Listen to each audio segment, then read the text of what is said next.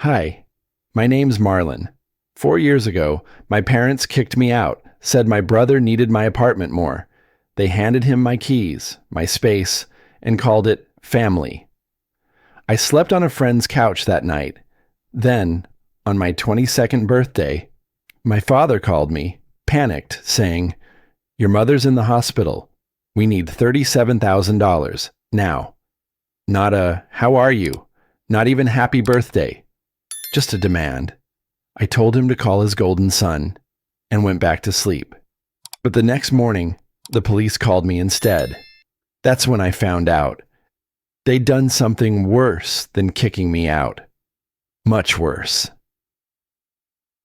The clock on my nightstand showed 11:47 p.m. I lay awake in the dim glow of the streetlight creeping through the blinds of my small second-floor studio in West Cincinnati. My 22nd birthday. No calls, no messages, not even the usual generic text from an aunt who kept every birthday alert saved on her phone. Birthdays stopped mattering the year my parents told me to pack a single bag and hand over the key to the apartment I worked 2 jobs to help pay for. That memory rose in my mind the way an old bruise aches when the weather turns. I saw myself standing in the hallway outside that apartment 4 years ago. My father held the door open, his expression flat like someone confirming a delivery. My mother kept her eyes fixed on the floor, shifting her weight as if she wished the moment would speed up. And behind them stood Rexton, leaning on the railing with that faint smirk he used when he knew he'd gotten something he wanted. My father reached out his hand. No explanation, no apology, just the expectation I would do as told. I placed the key in his palm. Before it even touched him, he turned back inside. The door shut. A second later, the lock slid into place. That sound didn't just close the door. It closed every version of home I had left. I pushed the memory aside and stared at the ceiling, trying to quiet the restless thoughts. Maybe I'd get some sleep if I didn't let myself drift backward like this. I closed my eyes, took a slow breath, and tried to settle into the quiet. At 12:03 a.m., my phone lit up and rattled against the nightstand. The sudden noise made my pulse kick hard. I reached for it, thinking maybe a wrong number or a late reminder from work. But the caller ID froze me. Dad. I hesitated for half a second before answering. His voice burst through the speaker, tight and fast, as if he'd rehearsed panic and was performing it now. "Marlan, listen. Your mother's in the hospital. It's bad. They need payment before they can start. We need $37,000. Transfer it now." No hello. No explanation. Just an order snapped through the line like I was still a kid waiting for permission to talk. I sat up slowly, trying to steady my breath. Something in me reacted out of old habit, that familiar pull to help, to fix whatever they said was broken. But underneath that instinct was the echo of that key dropping into his hand, the door locking, the hollow feeling that followed me for years. "What about Rexton?" I asked. Simple question, reasonable, but the second it left my mouth, he hesitated. "We don't have time for this," he barked. "Do your part. Your mother is dying." Those words hit me harder than the request for money, not because of what he said, but because of how he said it. The tone was the same tone he used when I was a teenager working double shifts to keep that apartment afloat. The same tone that dismissed every protest I ever made when they took advantage of me. That tone treated me as the designated problem solver, the one who didn't get to ask why. My heartbeat thudded in my ears. I stared at the cracked edge of my phone screen, feeling the pressure in my chest coil tighter. I wanted to believe him. I wanted to think this call came from a place of desperation, not manipulation. But it had been 4 years, and the only time he reached out was to demand something. I swallowed once, steadying my voice. Call your precious son and let him handle it. For a moment, neither of us spoke. I could hear the faint hum of the hospital noise behind him. Then I ended the call. My hand trembled slightly as I set the phone back down. Not from fear, from the shock of finally saying something I never allowed myself to say before. I lay back, staring into the dark. My breathing slowed. There was no triumph in the moment, but there was clarity. I wasn't the same person who handed over a key and waited for someone to tell him what came next. Tonight, I said no, and the space around me felt different because of it. I pulled the blanket over myself, convincing my mind to quiet down. Whatever fallout waited behind that decision would come tomorrow.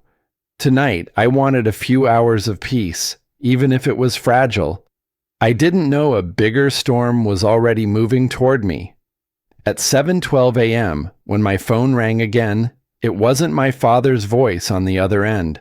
The voice on the other end wasn't full of panic like my father's. It was calm, clipped, professional. "This is Officer Jensen with the Cincinnati Police Department. Is this Marlan Reeves?" I sat upright. "Yes, it is. We'd like you to come in for a brief conversation. Are you available this morning?"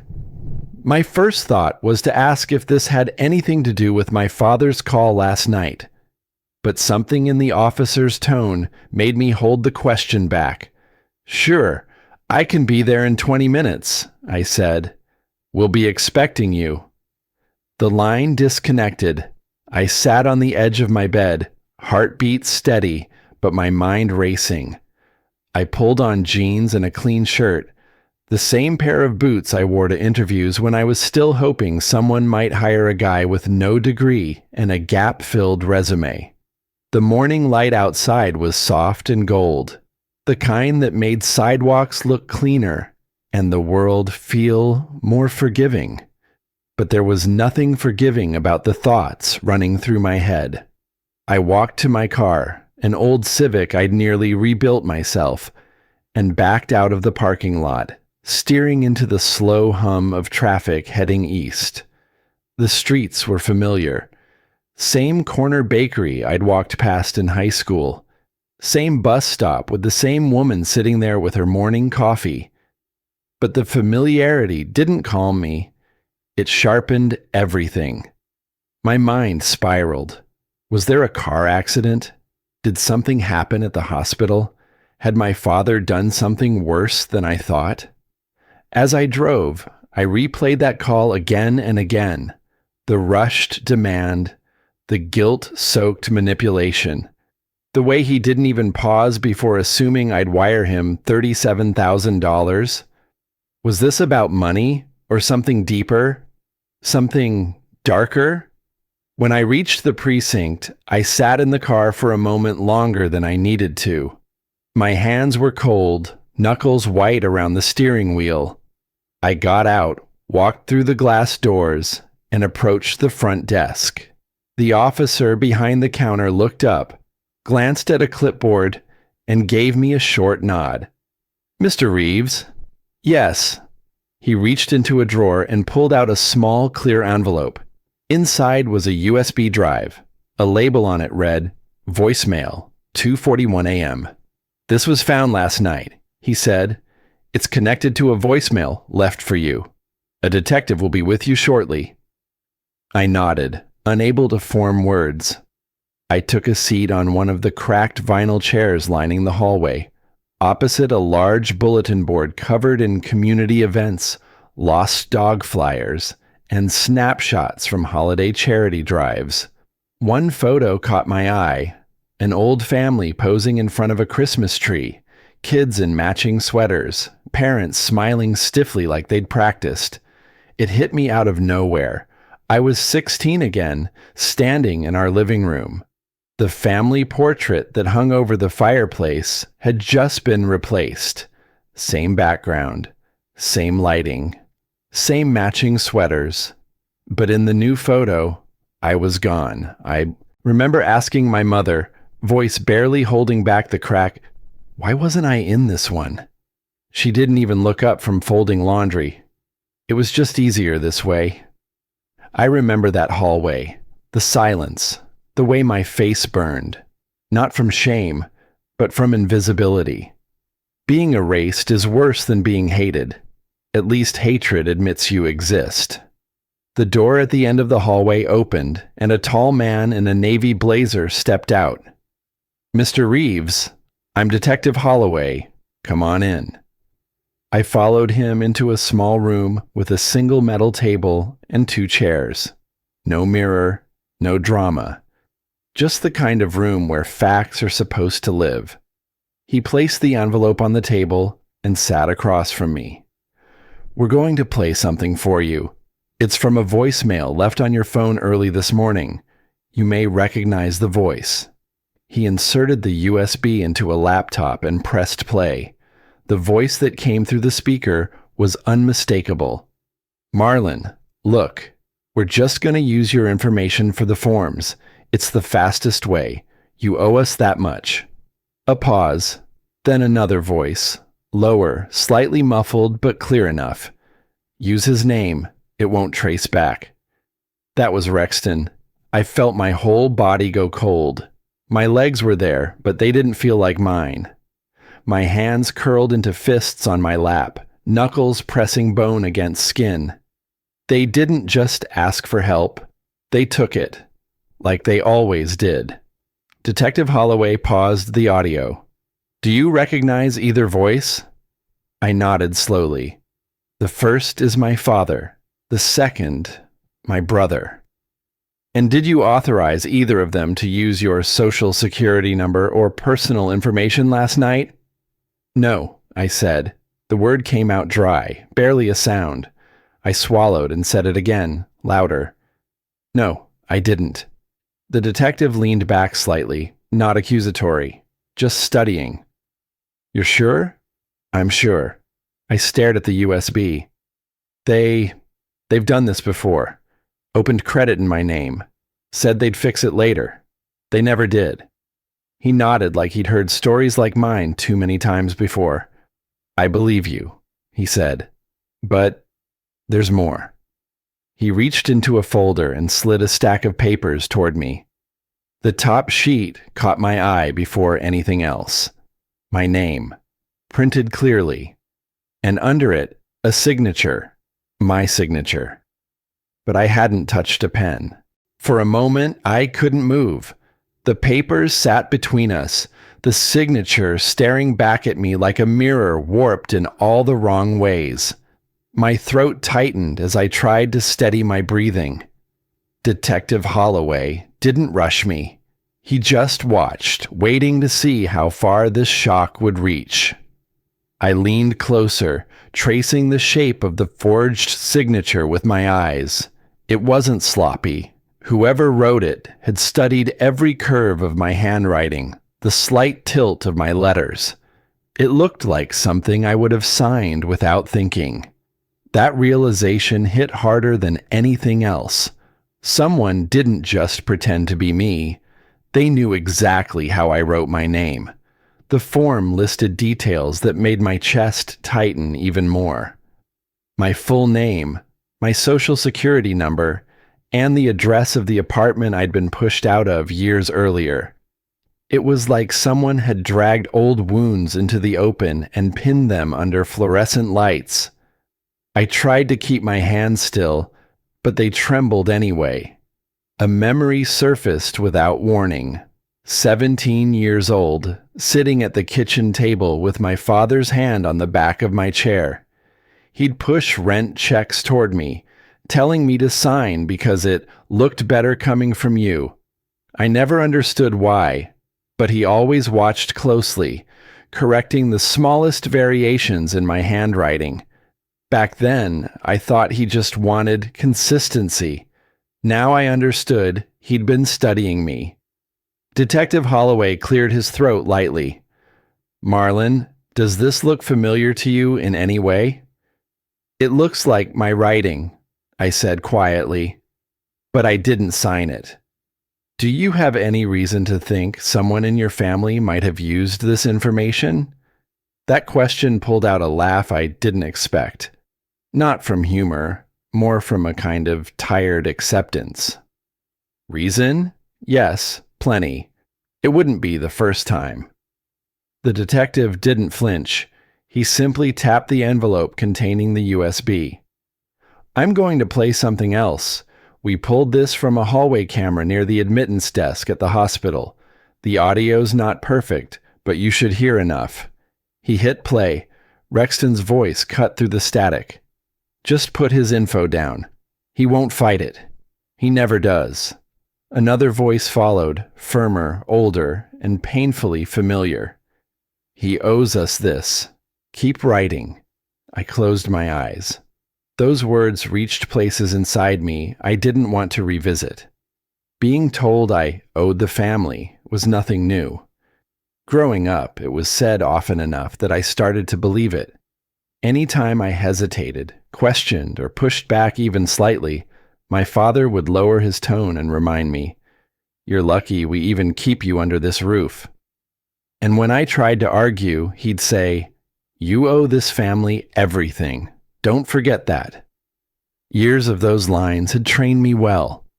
They taught me to stay quiet, to accept blame, to make myself small. It was conditioning that crept into every part of my life. And now I saw how they'd relied on that same conditioning to use my identity freely, expecting I'd never speak up. But something shifted in me as I listened to that recording. Shame loosened its grip, replaced by a slow, steady burn. Not explosive anger, something more focused, more controlled. I opened my eyes and met the detectives. "They're counting on me to stay silent," I said. "That's why they used my name. They thought I wouldn't question any of it." Detective Holloway nodded. "That lines up with what we're seeing." He reached for another file. The hospital flagged the paperwork because the situation didn't match what was written. No one named your mother was checked in. No emergency surgery. And the signatures didn't match previous records from the family. I blinked. So none of it was real. That's correct. The staff reported suspicious behavior, especially after noticing inconsistencies in the forms. Humiliation washed through me first, then clarity. I wasn't dealing with a misunderstanding or desperate family members caught up in panic. This was something intentional, something planned. The detective folded his hands. "Marlan, I have to ask, if we determine a relative is responsible, would you be willing to press charges?" I felt pressure tighten across my ribs. That question wasn't simple. Even after everything, part of me still hesitated. That old voice in my mind whispered, "Family stays together. Family handles things privately." But another voice, newer, steadier, pushed back. "Family doesn't do this. Not to someone they care about." Before I could answer, Detective Holloway opened a drawer and placed a second stack of files on the table. The papers were yellowed at the edges, held together by a rubber band. "These," he said gently, "are dated years before last night." I stared at the stack of papers Detective Holloway pushed across the table. My heart felt heavy in my chest. Every sheet, every line, every printed number and scribble was a confirmation of something I'd suspected, but never seen. These weren't just lies from yesterday. They were decades of theft. The first sheet was a utility bill dated back to 2009. My name, my social security number, an address that once meant security, and underneath, a signature that looked disturbingly familiar. The months rolled forward. Medical bills, credit applications, car repair statements, all signed under my name, all dated from my teenage years onward. I traced the ink with my eyes as if I could find the person who crafted it there. But I only found me, or at least what they pretended was me. I swallowed hard. So they used me before I was even old enough to understand what a credit report was, I whispered. In that moment, adulthood felt like a sentence.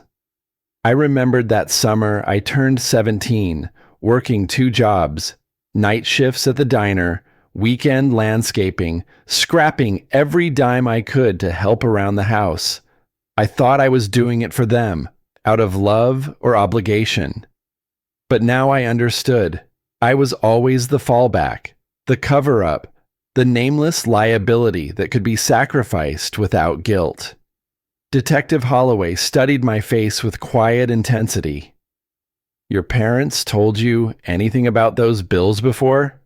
A laugh escaped me, not from humor, but from bitter exhaustion. I rubbed my forehead, eyes stinging with old memories. Sometimes Dad'd call it teaching me responsibility. Mom said I should feel lucky they trusted me with something important. I paused. But trust doesn't look like forged signatures and unpaid bills. He nodded slowly. That's the lie they sold you. The debt of gratitude. A wave of shame washed over me. Then anger. It wasn't just theft. It wasn't just manipulation. It was betrayal with an apron of care wrapped around it. A protective mask that hid their predatory pattern. My cheeks burned. I closed my eyes and let the memories flood. I saw myself at 15, trying to stretch a pair of jeans for another year because we didn't have money. At 17, lying awake worrying about how to hide the flickering lights so the power bill wouldn't show. I saw unpaid fees slip into late notices, time and again. Notices addressed to me, not to Rexton, not to my parents, but to me. Every letter a quiet accusation. Every form a claim that I owed something I never asked for. Now I understood how they framed it. When the bills arrived, electricity, water, car repairs, they'd shift everything to my name with a half smile and a pat on the shoulder. You're doing the right thing, they'd say. Meanwhile, I watched them keep living like nothing changed. Detective Holloway leaned forward. Because you were a minor when this started, it counts as identity theft against a minor. It's federal. If we press charges, it could trigger a long investigation. My stomach twisted. Federal charges. I pictured courtrooms, subpoenas, public records. I imagined my name, once tarnished by silence, finally exposed in truth. I felt fear, real fear, but beneath it was something else, resolve. A cold determination that maybe, finally, this time it could end on my terms. I exhaled slowly. No more running. No more silencing the truth. If they wanted to use my identity, they'd have to answer for it. The detective slid one last envelope forward. Its edges were soft from age.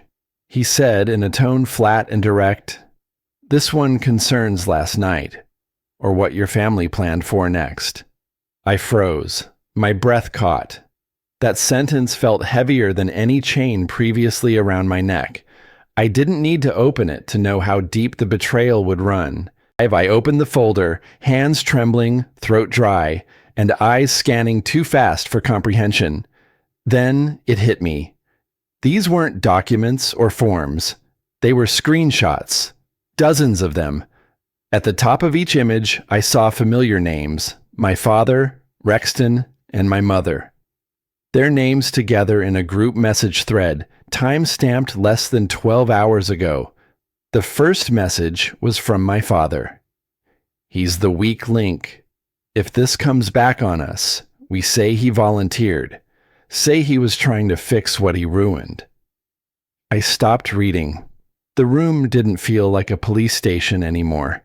It felt like a chamber where the walls pressed in slowly, quiet and patient. I couldn't breathe. The detective, who had been silent as I read, shifted his chair slightly but said nothing. He didn't need to. The screen said everything. I forced myself to keep going. Rexton.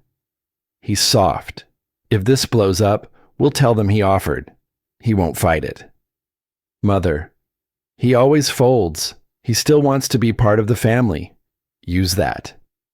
I felt something collapse inside me. Something I hadn't realized was still standing. They weren't just using me.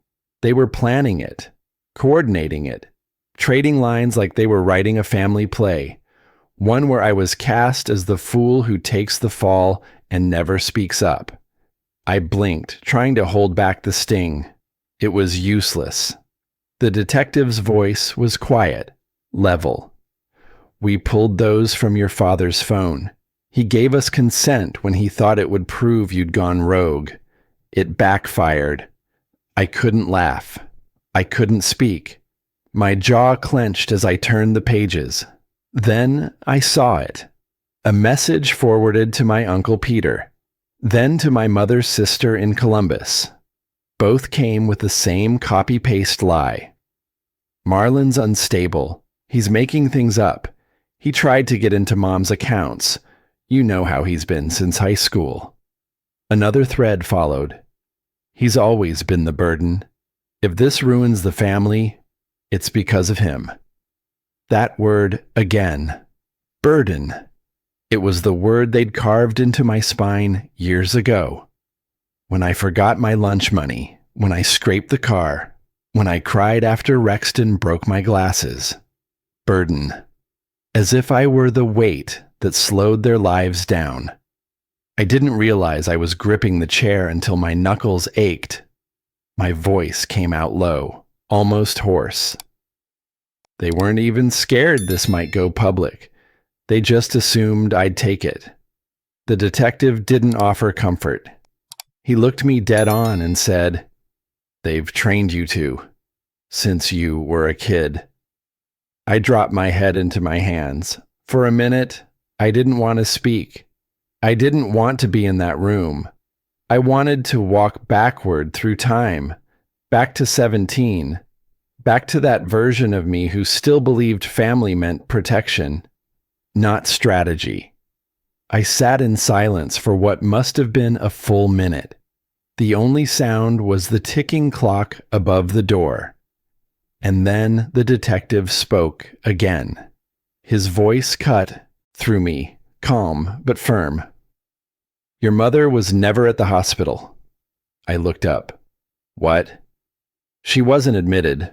No ambulance, no emergency, no records at any hospital in the region. We checked. The entire call last night.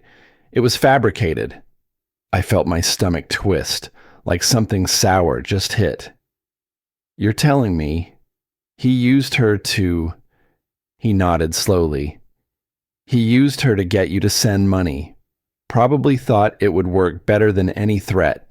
You still had an emotional tie to her. That made it worse. Because it was true. Out of everyone, I still thought she might care. That maybe, deep under the silence, under the polite betrayal, she saw me. Maybe that's why it stung deeper than any of my father's violence or Rexton's smug manipulation. They weaponized her. Or maybe she offered herself. I didn't know what was worse anymore. I stood up slowly, took 2 steps away from the table, then turned back. "They never saw me as family, did they?" The detective didn't answer. He didn't need to. I was coming to terms with it myself. Family was supposed to be unconditional. I grew up hearing that from TV shows, from teachers, from the few friends I was allowed to visit. But for me, family was a contract, written in fear, guilt, and silence. And when that contract stopped serving them, they rewrote it without me. My shoulders straightened without me meaning to. The detective noticed. "You understand now, don't you?" I nodded. "They've done this before. They'll do it again. And they'll always expect me to stay quiet. That's what they're counting on." He reached down and pulled out a final sheet of paper. This might go bigger. The hospital fraud could trigger a multi-departmental investigation. If they forged your identity here, they may have done it elsewhere. My chest tightened. The consequences weren't just emotional now. They were legal, real, tangible. They're going to reach out, he added. They'll panic. They'll try to guilt you, or scare you, or make it seem like it's all your fault. You need to be ready. I didn't get a chance to answer, because just as I picked up my bag from the chair, my phone buzzed, then again, and again. By the time I looked down, the screen was lighting up like a slot machine gone wrong. 27 missed messages, all from different threads, family numbers, old group chats, even contacts I deleted years ago. And he was right, because before I even left the station, my phone lit up with 27 missed messages from my family. The vibration didn't stop. Even as I stepped out into the gray morning, the screen kept lighting up in my hand like it had something urgent to say. 27 missed messages. All family. All of them trying to rewrite the story before I even had time to breathe. I slid my thumb across the screen, opening the group thread we'd created years ago for holiday coordination, when we still pretended to be a family. I hadn't looked at it in months. Now it was burning alive with accusations. Dad, you caused this. You could have handled it like a man. Rexton, this is on you. You always think you're better than us, but you're the reason we're falling apart. Mom, if I end up in the hospital again, you'll have to live with that. And then the one that made my heart drop a few inches lower. Rexton again. Man up and fix what you messed up. It was like watching every childhood nightmare reassemble itself in real time. Same voices, same tactics, just different tech. The words weren't new. I'd been hearing them since I could tie my own shoes. I stood outside the precinct, back against the brick wall, trying to steady my breath. The detective had warned me this might happen. He was right. Still, knowing something's coming and feeling it crash down on you are two very different things. A ping sounded. A hospital notification from an old patient portal I'd forgotten I still had access to. Update to emergency contact information. I tapped in without thinking, half distracted by the texts still coming in. And then I saw it. Primary emergency contact, Marlan J. Me. Secondary, none listed. That's when the air left my lungs again. They hadn't just filed fraudulent forms using my name. They'd tied me, legally, permanently, to the outcome. If anything had gone sideways, I would have been the first person the hospital called, the one held responsible, the one blamed. They used me as the safety net. Again. I whispered into the empty street. They didn't just use my name. They wanted the fallout to land on me. It wasn't just betrayal. It was engineering. I started pacing, jaw tight, shoulders wound. The guilt, they knew it still worked. That pressure they'd instilled in me for decades. They counted on it like muscle memory. And here I was, again, feeling it press down like it always had. Another call. I didn't answer. Then voicemail. Rexton's voice. If you don't pick up, we'll tell them you gave us your info. You volunteered. You owe us. Don't forget who got you through college. Don't forget who paid your rent when you couldn't. Don't forget who you are to us. That last line. Don't forget who you are to us. I knew exactly who I was to them. A name they could sign. A bank account they could drain. A conscience they could manipulate.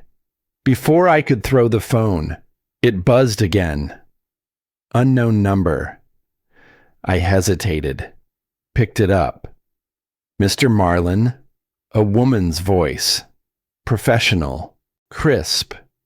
This is legal counsel representing Westview Medical. We're reaching out because your name has appeared in a series of flagged documents involving suspected fraud. I barely responded. My mouth went dry. I need to inform you, she continued, that unless you can provide evidence distancing yourself from the signatures and authorization given under your name, you may be considered a participant in this case. My legs weakened, and I had to brace myself against a bench nearby. This could potentially impact your credit, future employment, and result in referral to the state attorney's office. That was it. The moment it became real. Not just emotional damage, not just betrayal, actual legal fallout. I swallowed hard, finally speaking. I'll cooperate fully. I'll send over every document I have, every file, every message. We'll need that as soon as possible, she said. I ended the call and sat down. The version of me from a year ago, maybe even last week, would have gone quiet. I would have told myself to let it go. Keep the peace, take the fall. But something inside had shifted. It wasn't rage. It was colder than that. Steadier. They were counting on me to shut up, to bow my head and disappear under the pressure. But I was done performing loyalty while they rehearsed betrayal. I opened the group chat. Thumb hovered for a second. Then I typed, "Do not contact me again. Any further attempts will be documented for the investigation." Then I hit send. Silence. The message sat there. Delivered. Read. No reply. Not yet. And for a moment, a full, whole moment, I felt a quiet strength settle in. I wasn't healed. Not by a long shot. But I had drawn a line they couldn't cross again. I had made a decision for myself, not for them. I stood from the bench, stretched my back, and began walking toward my car parked half a block down. The air felt sharper, the wind colder. But cutting them off didn't stop them. Because that night, they launched an attack I never saw coming. They showed up at my apartment door as if they still had a right to walk into my life. I heard the knocking before I saw them. No. Pounding. Not the kind neighbors use when they forget a package. This was the kind that announced trouble without needing words. I moved toward the door slowly, already knowing who it was. My heart wasn't racing this time. It was steady, still, like the calm right before a storm splits the sky open. I cracked the door, barely enough to see out. My father's hand immediately pressed against it, shoving harder than he needed to. "Open it," he barked. "You owe us that much." Behind him, my mother stood upright. No IV, no wheelchair, no signs of recent illness. Her arms were folded, her stare unreadable. And just a step off to the side, Rexton. Arms crossed. That same smirk I'd seen since we were kids. The one that said, "I'll win, no matter what." Seeing my mother standing there, perfectly fine, made everything from the hospital call snap into sharp, undeniable focus. The lie wasn't just a lie. It was a coordinated setup. I felt my jaw tighten, but I didn't back up. "You're ruining this family," my father barked again. "You're dragging us through the mud for what?" my mother added. "For your pride?" Rexton stepped forward, voice low but loaded. "You could have ended this by just sending the money, like you were supposed to." Supposed to. That phrase landed in my gut like a punch, as if my role was assigned at birth. Give, not question. Be useful, not heard. Carry the weight, then say thank you for the privilege. I tried closing the door, slowly but firmly. Rexton didn't let me. He wedged his foot between the frame and threshold, pushing back hard. "You don't want to play this game, little brother," he hissed. "You keep this up, and we'll tell everyone this whole mess was your idea." My breath caught, not out of fear, but clarity. That was it. No more pretense, no more family, no more performances. I stared him down, unblinking. "Is that really who you've become?" Rexton didn't answer. He didn't have to. His silence told me everything. Behind him, my father clenched his fists, but it was my mother's voice that tried to turn the tide. "We raised you," she said softly, her tone dripping in practiced guilt. "We gave up so much. You should be thankful." That old line, sharp and tired, once cut deep, but now it just echoed. I exhaled slowly. "You raised a shield. You never raised a son." For a moment, none of them spoke. Then Rexton snapped. He shoved me, hard, his hand landing flat against my chest. The force made me stagger back a step, but I didn't fall. I straightened my shoulders. My voice came out low and certain. "This is all being recorded." That stopped him. His eyes flicked to the hallway, then to the corner camera, the one the landlord installed last year after a break-in. For once, Rexton looked unsure. Predators don't like witnesses. A door opened 2 units down. Mrs. Harville, the older woman who always watered her plants at sunset, stepped out holding a dish towel. She didn't say anything, just stared. Then another door opened. A man in sweats peeked out, phone in hand. Now there were eyes. Now there was light. My family, once so loud, so brave in private, suddenly shifted. My father stepped back, face tight. His voice dropped to a threat barely above a whisper. "You take this to court, and we will bury you." I stepped forward, just enough to meet his eyes. "No," I said, steady as stone. "You already did. Now I'm digging myself out." The silence between us stretched. Then, without a word, they turned. My mother glanced back once, briefly, but her face gave nothing away. They walked down the hall as if the building didn't watch them leave. I stood in the doorway a while longer, letting my shoulders drop, letting the moment settle.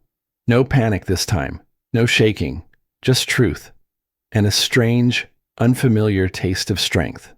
Later, after I locked the door and closed the blinds, I sat at my small kitchen table. I didn't cry. I didn't rage. I just sat. Then the phone buzzed again, this time from the precinct. The next morning, the police called again, this time asking all of us to come in.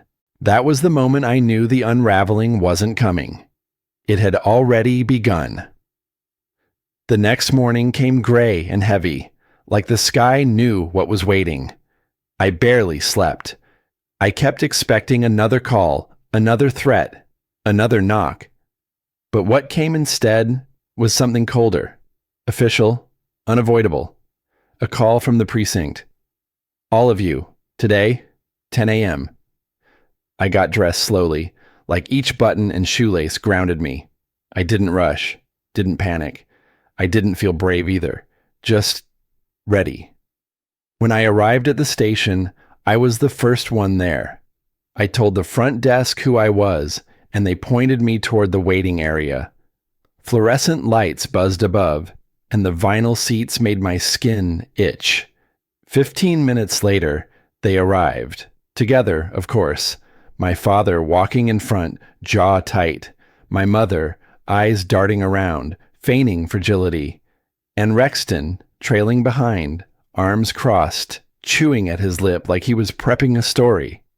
They barely acknowledged me. This time, I didn't look away. We sat in silence. Every tick of the wall clock felt like a hammer hitting steel. My mother kept her hands folded, not looking in my direction. My father muttered something to her under his breath. Rexton bounced his knee. His heel thumped the floor like a warning. The officer called our names, and we were led into an interview room. Small, windowless, table in the center. 2 detectives. Calm, composed. You could tell they'd done this before. The lead detective began, sliding 4 identical folders onto the table. We're here today to ask about the fraudulent documentation submitted to Mercy General Hospital.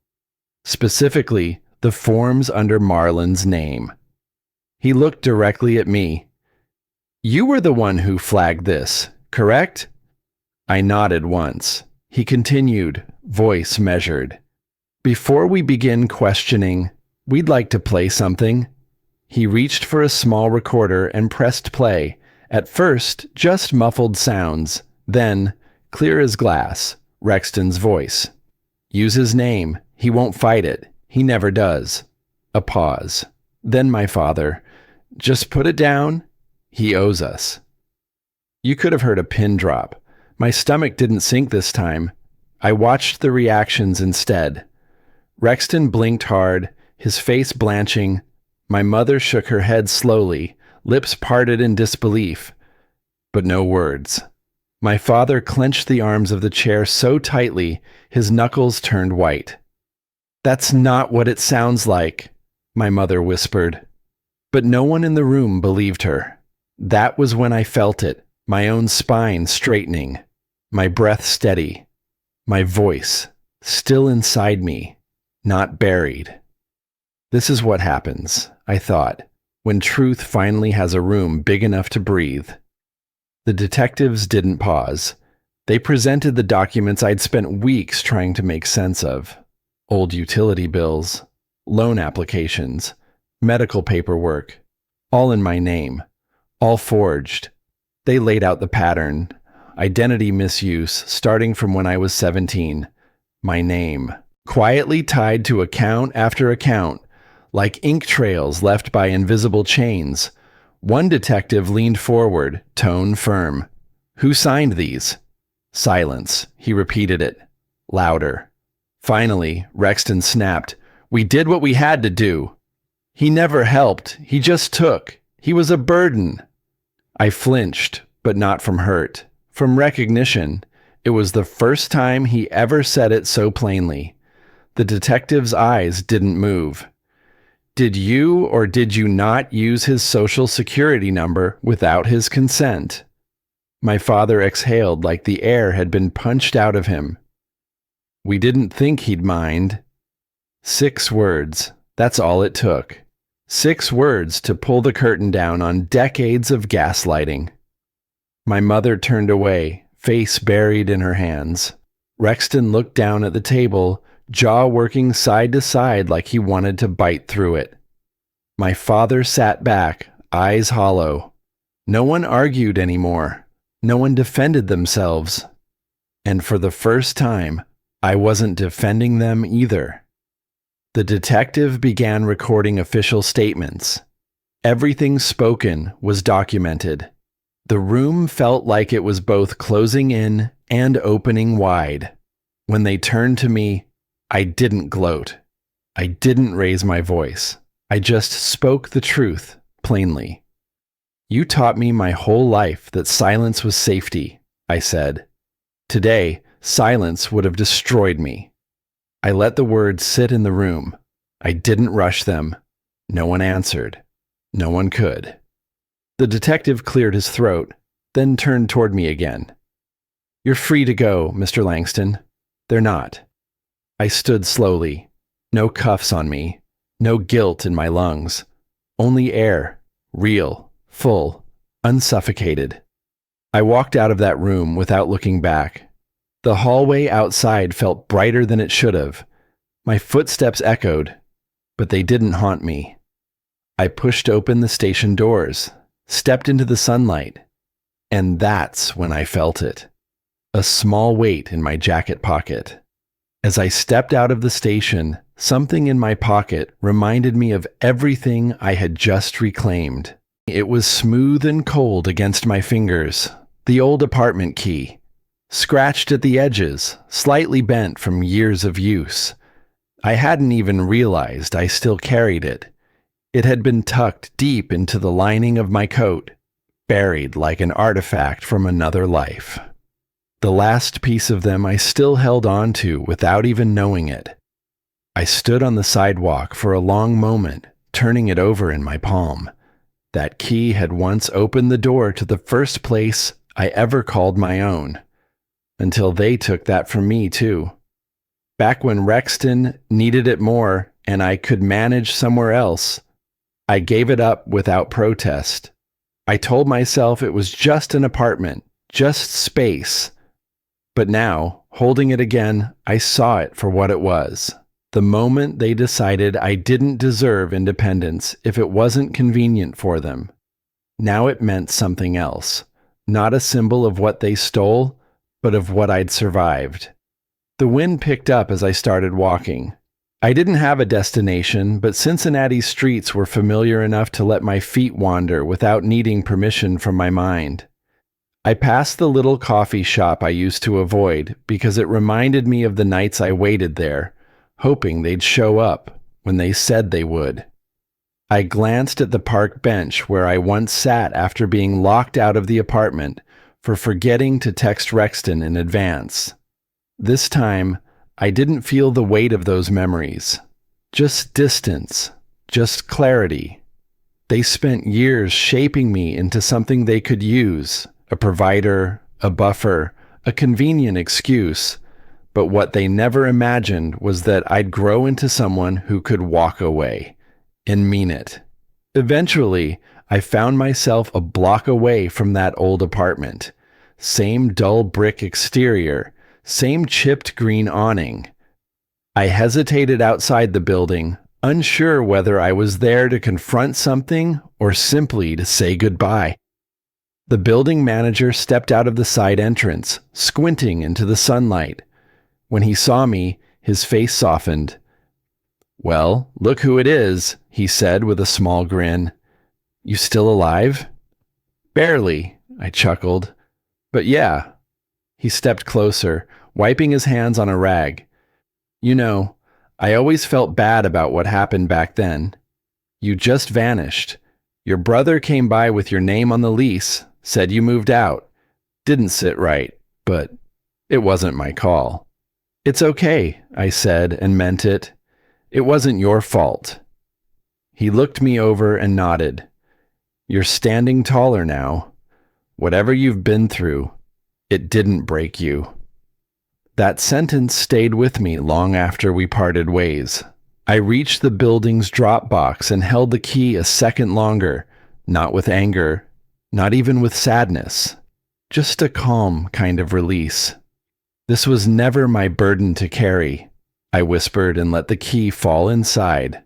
On the way back home, my phone buzzed. A text from the detective. "Your family will be formally charged. Identity theft, fraud, false medical claims. You won't be required to testify unless you choose to.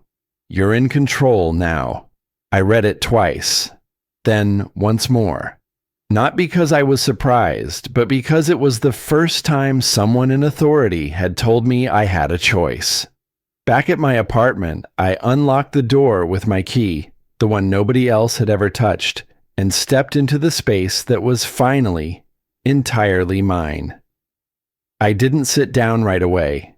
Instead, I opened all the windows, let fresh air in, rearranged a few things that had been bothering me for weeks, piles of books, that crooked lamp. I wasn't cleaning for guests or out of habit. I was making space for a version of myself I'd never had a chance to live with before. This wasn't about revenge or victory. It was about being whole. I sat at the edge of the bed and thought about all the things they used to call me. Ungrateful, weak, complicated, a problem. But none of those stuck. Not really. Because here I was, still standing, still moving. "They didn't break me," I whispered. "They built the man who could walk away from them." And suddenly, it all made sense. All the nights I stayed quiet, all the times I made myself small to keep peace, all the pieces of myself I gave away hoping they'd notice, none of it was wasted. It had taught me who not to be. I turned toward my desk, opened the laptop, and pulled up the credit report portal. For the first time ever, there were no surprises, no mysterious credit cards, no hidden hospital bills, no loans I never applied for. Just my name, my address, my life, and it was clean. I sat back, exhaled, and let the quiet fill the room. Then I looked into the screen, into the space beyond it, and said, if you've ever been treated like the weakest one, the quiet one, the one they thought would never stand up, you're stronger than you think. The day you stop letting them write your story is the day your life begins. I closed the laptop gently, and for the first time in my life, my name finally meant something I chose.